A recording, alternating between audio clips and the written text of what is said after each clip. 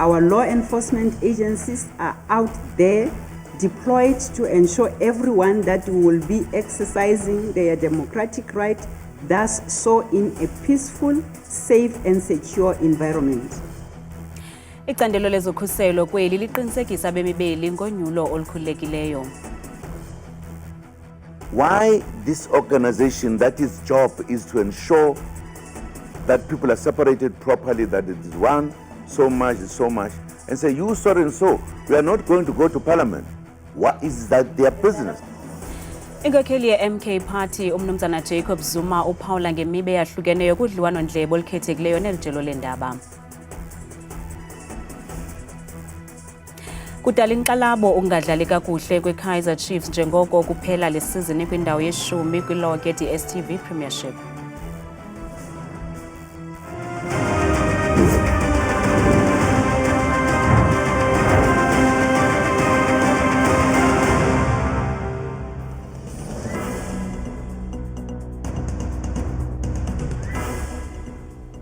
Sinamkele kwindaba zethu ngokuhlwanje Andambi Ndodwa, Ndamba Nophumza Sikhumba noyitoliki yolwimi lwezandla Bhotani Mzontsundu. Icandelo elijongene nokhuseleko likazwelonke neliquka ezobuntlola, inkonzo yesipolisa nomkhosi wezokhuselo weli namhlanje lithe thaca izicwangciso zalo zokhuseleko phambi konyulo likazwelonke oluza kuqhuba kweli ngoLwesithathu. Usihlalo weli candelo uNjengele Tibelo Mosikili uthi angama-27 amatyala oyanyaniswa nodushe lonyulo abathe bawafumana kule veki kwaye sele bebambe bavalela abo babandakanyekayo kwaye iqinisekise abemi beli ukuba unyulo iza kuba lolukhululekileyo. Kusele intsuku ezimbini nje kuphela phambi konyulo likazwelonke nolujongwe ngamehlo abomvu kweli. Abezomthetho ke bathi baqule baligangatha ukuqinisekisa ukuba akukho ziganeko zodushe eziza kubeka ichaphaza elimdaka kolu nyulo. Kambe ke bathi sele bekho abaqamele ngenqindi eziseleni ngokwayamene neziganeko zodushe neziquka ukonakaliswa ii-posters zonyulo zamaqela ezopolitiko. We can report 27 more cases have been registered and all are under investigation.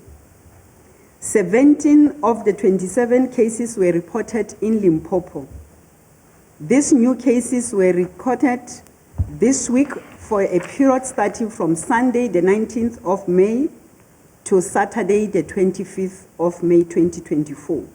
Ukanti abakwantsasana kuthiwa baza kube bephume ngobuninzi bethe bhazalala ukuqinisekisa ukuba abantu bavota ngokukhululekileyo. Our law enforcement agencies are out there deployed to ensure everyone that will be exercising their democratic right does so in a peaceful, safe and secure environment. Iiofisi zesebe lemicimbi yezekhaya nazo kuthiwa ziza kuvulwa de kube intsimbi yesi-7 ngokuhlwa ngomso nangolwesibini ze zivulwe de kubethe intsimbi ye-9 ebusuku ngolwesithathu. The Department of Home Affairs will open until 1900 hours on Monday and Tuesday and 2100 hours on Wednesday to assist those who want to apply for temporary IDs or collect their identity documents. Kuhlatywe ikhwelo ke naseluntwini ukuba luziphathe kakuhle ngelixa lonyulo kwaye abo baza kutyeshela umthetho baza kudibana nenyoka iphunga umhluzi. Mongameli Cyril Ramaphosa uthembisa ngonyulo likazwelonke olunocwangco noxolo kwiveki ezayo. Utsho eqhwabela izandla i-arhente yonyulo kwanemibutho elixhasayo unyulo ngokwenza umsebenzi oncomekayo ukusukela kumlenze wokuqala wokugaya inkxaso kwemibutho. Ukuthethe oku ngale njikalanga njengoko besenza intetho yenkuthazo ngaphambi konyulo likazwelonke. We thank all the party agents and the election observers for the work they are doing and reiterate that they must be allowed to do their work without any form of hindrance, intimidation, or threats. As in previous elections, our law enforcement agencies and security services have made extensive preparations to ensure that these elections are peaceful and that all South Africans can freely exercise their right to vote. Kuza kubanjwa uvoto olukhethekileyo ngomso nalapho kulindeleke izigidi zabantu abangaphaya ko-1.7 million bangungelane kumaziko ovoto. Olu voto lulungiselelwe abemi beli abangazukwazi ukuvota ngoLwesithathu. I-IEC ithi ame ngobume amalungiselelo wovoto olukhethekileyo noluza kuqhutywa ngomso nangoLwesibini. Olu voto lulungiselelwe abemi beli abangazokwazi ukuya kwizikhululo zovoto ngoLwesithathu kule veki ngenxa yezizathu zabo ezahlukeneyo. Ngethuba kubanjwe indibano nonondaba namhlanje, usekela mlawuli we-IEC uMasejo Shiburi uthi baliqule baligangatha. We declare our readiness to receive the 1.7 million persons who've been approved to vote by special vote tomorrow. Ukanti uMasejo ukhuthaze abemi beli lizwe ukuba baphume ngobuninzi babo bayovota. We call on all South Africans to come out in numbers and exercise their democratic rights to vote. We further continue to call on all citizens, media members and political party leaders to set a good example and foster an electoral environment based on trust, integrity and respect for all. Sele kushiyeke iintsuku ezintathu kuphela phambi kokuba abemi boMzantsi Afrika bayovota. Umbutho iDemocratic Alliance ubambe irali yokugqibela yokugaya inkxaso namhlanje eBenoni eGauteng njengoko kushiyeke iintsuku ezimbalwa ngaphambi kwenyulo likazwelonke. Inkokheli yalo mbutho uJohn Steenhuisen uthi ngomhla we-29 kuMeyi iDA iza kulungcwaba igama elithi ANC. uJohn Steenhuisen ukhwele ezehlela kwi-ANC namhlanje nalapho athe kwiveki ezayo imbali nge-ANC iza kufikelela esiphelweni. On Wednesday, we close the chapter on the ANC rule. And a new chapter will begin for our country. Kananjalo kaSteenhuisen ugibisela amatye kumthetho omtsha usandula ukutyikitywa ngumongameli Cyril Ramaphosa i-NHI. This scheme is nothing about providing poor healthcare services to the poor.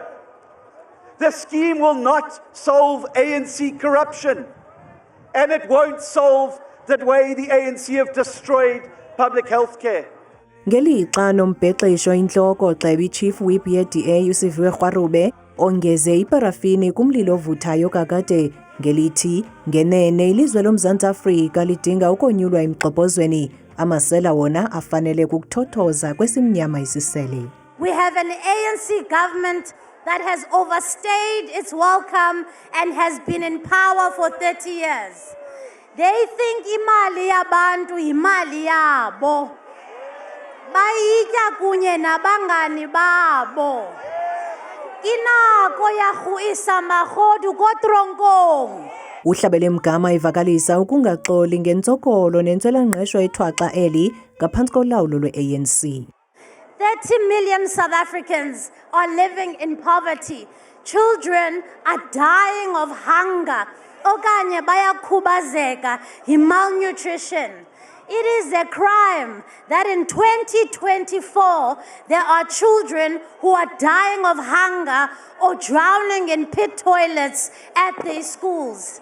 Kambe iDA ithi ixesha lokubonisa abemi beli indlela yekamva eliqaqambileyo lifikile. Oziqatsela isikhundla sokuba inkulu baphathiswa eMpuma Koloni uNjengele Bantu Holomisa uxelele amalungu ombutho wakhe UDM ukuba icekwa ngoku lilele kubo ukuba babeke ithemba labo kuye ngokuthi bamvotele ngobuninzi ngoLwesithathu khona ukuze abahlinzeke ngobunkokheli obusulungekileyo obuzisa intlutha eluntwini budala amathuba engqesho kofundileyo nongafundanga zebulwe norhwaphilizo. Ukwaholomisa ukuthethe oku ngethuba kubanjwe umthandazo wonyulo olungenazixholo-xholo obubanjelwe kwiholo Khanyisa eMthatha eMpuma Koloni Sikinoya uzanengxelo.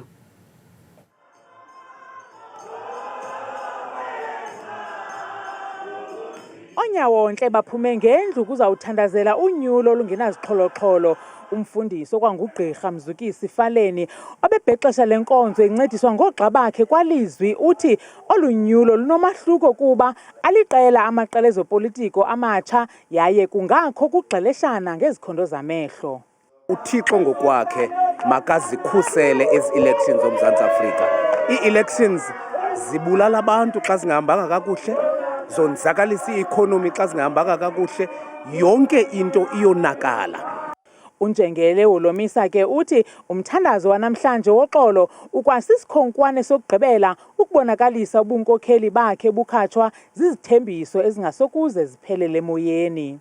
Abantu batsho bathi Njengele siyasazi isandla sakho ngaphambili ubustrongo apha besingekho umuntu uthatha amachance, idiscipline ibikhona, bekuqeshwa ofundileyo nongafundanga, namhlanje akuqeshwa, into ekhoyo yicrime ephezulu. I-infrastructure leya ifakwe ngomathanzima iyabonakala iyakhrambulisha njengoba ningena kwezilali neendlela zimaintainwa nezikolo akukho kwanto, akukho nethemba lento yoba kungaze kufakwe apha i-broadband okanye i-Wi-Fi kwezi zikolo like kunjalo if uwelela ngapha komzimkhulu yoma ngomsinga ithethe ukuthi noko abantu balapha balahliwe beliphondo. Sizayitshintsha ke ngoku loo nto leyo. Amalungu e-UDM aphume ngendlu ukuzawuphulaphula ilizwe elingcwele kwanokuqinisekisa inkxaso yabo engagungqiyo yokuba uNjengele Bantu Holomisa makakhokele eliphondo. Sizigraduate, asinamisebenzi, sihleli phansi, abantu abaninzi abaphangeli, amanzi awekho kuthi, sisela amanzi nehagu, akukho nto nje iright. Awuvalwa umthandazo wanamhlanje, abakwalizwi batsho ngodlwabevu lomthandazo ongcwalisa unyulo abemi beliphondo uNjengele Holomisa buqu neqela lakhe. uNjengele Bantu Holomisa uthi uzikhuphe zonke inkqubo yokuhlanganisa etyhutyha iphondo leMpuma Koloni ekhumbuza abavoti ngobunkokheli bakhe bungenabatha nachaphaza ngethuba iqhuzula imikhaya yolawulo kwiphandle lalifudula liyiTranskei. Emva komthandazo namhlanje amalungu e-UDM athi icala kwangoku lilele kuwo ukuba avote ngobuninzi amenze uNjengele inkulubaphathiswa eliphondo. Iindaba zethu kuChannel 163 ngokuphathelwa yiNewsroom Africa, ndinguntsiki Noyiya eMthatha. Inkokheli yombutho Inkatha Freedom Party uVelenkosini Hlabisa uthi uMzantsi Afrika udinga inkokheli ezinyanisekileyo nezithembekileyo kwaye umbutho wakhe uzithembile uza kuphumelela kulonyulo luzayo okukutsho ngethuba kubanjwe irali sizonqoba eRichards Bay KwaZulu-Natal namhlanje. Ububambe indibano yamagqibela kankqoyi namhlanje umbutho we-Inkatha Freedom Party phambi kweentsuku nje ezimbalwa phambi kolonyulo. There is no political party in this province that had a magnitude of the manifesto launch that we had in the Moses Mabhida Stadium. People, the stadium was full into capacity and even beyond. And we're hopeful that even here today, because this closing rally has only in fact accommodated the people who are living in King Cetshwayo and the few nearby areas. Umongameli walombutho uthi bengulombutho baliqule baligangatha kwaye bakulungele ukukhokhela elizwe loMzantsi Afrika. We are here therefore today to declare that the IFP is ready to receive the mandate to lead, to serve and to govern. The time is now for an alternative government that will bring the meaningful change and save South Africa from being a collapsed state. uHlabisa uligxeke kanobomi inyathelo lomthetho osandulwa kutyikitywa ngumongameli weli uCyril Ramaphosa le-inshorensi yezempilo yesizwe i-NHI ngamafutshane. Bonke abantu abanolwazi futhi abaziqondayo izinto bayazi ukuthi lo mthetho we-NHI osanda kusayinwa umengameli ufana negobongo elingenalutho phakathi. Lombutho uthi ukwanethemba lokuphinda ukuxhuzula imikhala kwakhona kwiphondo laKwaZulu-Natal.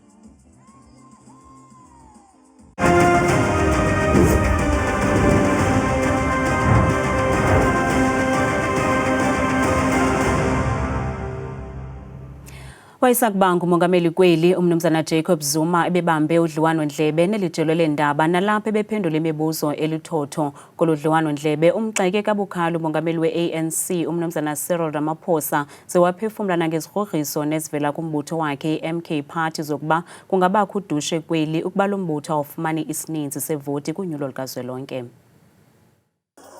Iqela le-MK Party nelingumtshakazi kwezopolitiko liza kungenela unyulo kokuqala kwaye eli qela lisematheni kweli nanjengoko belingena liphuma ezinkundleni zamatyala nakwinkundla yezonyulo kutshanje. Kudliwano-ndlebe olukhethekileyo neli jelo, inkokheli yeli qela nalowo ebefudula engumongameli we-ANC umnumzana Jacob Zuma uyibethelele into yokuba uselilungu le-ANC. I am a member of the ANC. What I have done, I have said I will not vote for the ANC. I will vote for the Mkondo Wesizwe. I've not even voted, but they say you're out. Lo kaZuma uphawule nangesigwebo sakutshanje senkundla yomgaqo siseko sokuba kazokwazi ukuya eParlamente. Why this organization that its job is to ensure that people are separated properly, that it is one, so much is so much, and say, you so and so, we are not going to go to Parliament. What is that their business? I-MK Party kutshanje imgxothile lowo ebengumsunguli wayo umnumzana Jabulani Khumalo. Ingaba kanye kumoshakeliphi? The fellow is showing to me dishonesty of a wrong kind of a human being that I've come across. The leadership sent him out of the organization. It was the leadership that stood and took a decision, and he left. He left with his paper of which was given, although outside he says he have got no paper. Umnumzana Zuma ulubhebhethile uluvo lokuba i-MK Party ngumbutho wamaZulu kuphela kwaye uyazikhaba neengxelo zokuba kuza kubakho udushe kweli ukuba eli qela aliphumeleli ngesininzi se-2/3 majority kunyulo. Iqela le-Kaizer Chiefs khange liqhube kakuhle kwaphela kwisizini ka-2023 no-2024 kwaye ukugalela ityuwa enxebeni eli qela loyisakele ukuzibekela indawo kwi-top 8 emva kokubethwa yi-Cape Town Spurs ngamanqaku 2-0 izolo. Ingaba yintoni ingxaki kweli qela kwaye yintoni ekumele yenziwe ukuze libuyele kudumo lwalo lwangaphambili? Ayinethi iyadyudyuza imvula kwiqela le-Kaizer Chiefs. Sithetha nje amakhosi oyisakele ukungena kwi-top 8 nanjengoko i-Cape Town Spurs iwakhuphe intlaka emlonyeni izolo kumdlalo wokugqibela we-league yawabetha ngamanqaku 2-0. Zininzi ke iingxaki kweli qela laseNaturena kuba iindebe zichasele kulo kwelanga lasebusika, nto leyo ingabaphathi kakuhle abalandeli. Umbuzo ke ngowokuba ingaba uphi undonakele kweli qela. Inkinga enkulu ye-Kaizer Chiefs inqumo ezithathwa ngabakwaMtaung. Bazofike bathenga abadlali abawu7 bese kuyima beqasha ucoach. Usezobenzana abadlali angakazi athi abafuna. Uma bona befuna ukuwina, abalanda ucoach eze ne-technical team yakhe bamnikeze nabadlali abafunayo. Bambi ke bagxeka abadlali ngelithi abekho kumgangatho okanye izinga le-Kaizer Chiefs, kodwa umhlalutyi wethu yena ubona ngenye indlela. Uma i-Kaizer Chiefs ilanda ucoach oyazi into ayenzayo, angawenza umehluko ngaso lesquad i-Kaizer Chiefs enaso. Kukhangeleka ngathi usemninzi umsebenzi ekumele wenziwe kweli qela lamakhosi xa ngabe lifuna ukosula inyembezi zabalandeli balo libuyele nakubunganga balo kwibhola elikhulu kweli nakwi-Afrika jikelele. Masiphosa amehlo kwimozulu nesiyiphathelwe ngithabile Makhaphela.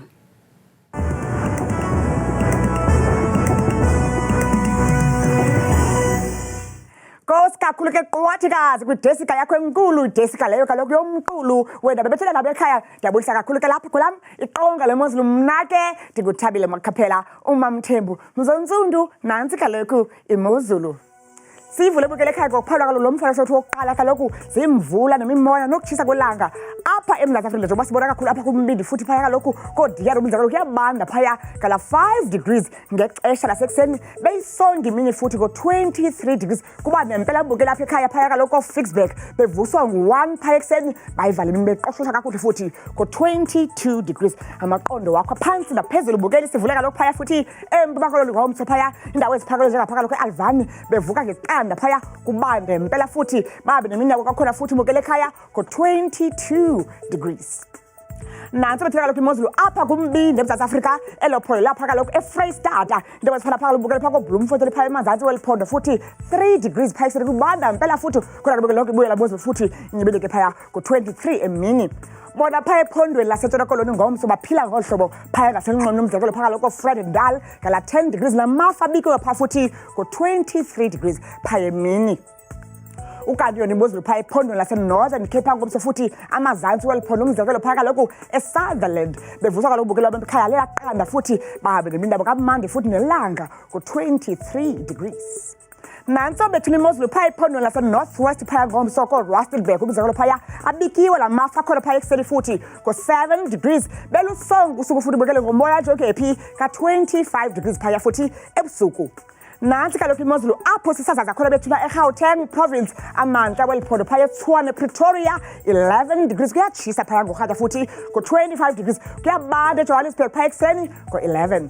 Ukanti benje nje phaya futhi ephondweni laseLimpopo ngomso umzekelo phaya indawo eziphakamileyo zeliphondo embusina neziphaluka phaya bevuka ngo-14 degrees kuyatshisa phaya ngorhatya futhi ngamashumi 31. Xa sisehla njalo ke buye joka phaya iphondo lilandelayo liphaka lokho lona empumalanga koSikhukhuzi umzekelo phaya kwasekuseni lithoba phaya eliphole nje kamandi kutshise kodwa phaya emini futhi nje 31. Kanti bukela khaya xa sivala sisonga imozulu apha kweliqonga lapho bethula KwaZulu Natal ePongola ko-13 degrees intle futhi labo ziphela kamandi futhi ko-24 degrees Vryheid kuyabanda phaya ekuseni ko-7. Itsho ke bethu limeko apha kwabo mna ndithatha kangaka xesha limyole.